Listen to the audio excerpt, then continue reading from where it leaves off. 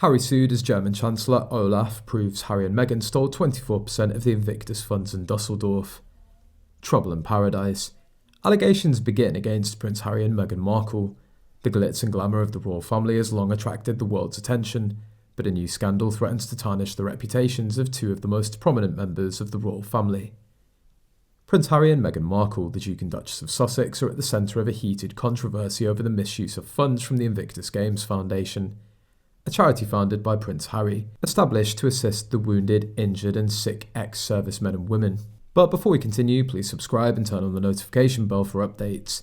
According to a recent report, an audit conducted by the German government has revealed that a staggering 24% of donations to the Invictus Games were improperly redirected to fund far-flung personal expenses. Harry and Meghan's flowers, German Chancellor Olaf Scholz, confirmed the findings, saying that the independent investigation found that the couple used charity funds to cover the costs of private jet flights, lavish meals, designer clothes, and even upgraded their palatial mansion in California. "It's a betrayal of the very people the Invictus Games are meant to serve," said Thomas Archer, a former British Army officer and Invictus Games participant. "These funds are entrusted to help injured veterans, not to line the pockets of the royal family." The Invictus Games, an international sporting event for sick and injured servicemen and women, was launched by Prince Harry in 2014 as a means of supporting and celebrating the resilience of the military community. The Olympics have since become a popular global event, attracting thousands of participants and spectators from around the world. However, new threats threaten to cast a shadow on the organisation's noble mission.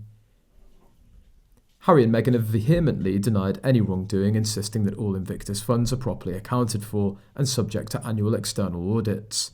But the evidence presented in the German government report paints a very different picture.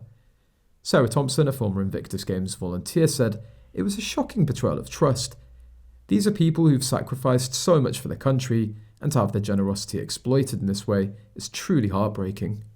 The consequences from this scandal were rapid and serious. Several high-profile sponsors have withdrawn their support for the Invictus Games, citing concerns about mismanagement of funds. The organisation's leadership has also faced calls to resign, with many questioning whether Invictus Games can continue to operate with the same level of integrity and trustworthiness.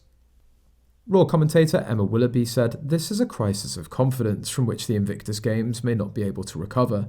The public are deeply invested in the success of this event, and for it to be tainted by allegations of impropriety is a devastating blow for Prince Harry and Meghan Markle." The consequences of this scandal could be far-reaching. The couple's reputation, already the subject of harsh scrutiny and criticism, now faces an even greater threat. Some have even called for them to renounce their royal titles, arguing that they've stolen the very values and principles that the monarchy is supposed to uphold. "This is a decisive moment for Harry and Meghan," Willoughby said. "They have a choice. Will they take responsibility for their actions and seek to make amends, or will they continue to deny and deflect? The world is watching and the stakes have never been higher."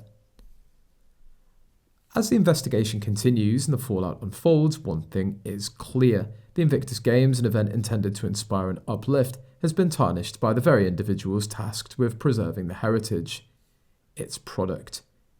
The path forward is uncertain, but one thing's certain: broken trust can be the hardest thing to mend.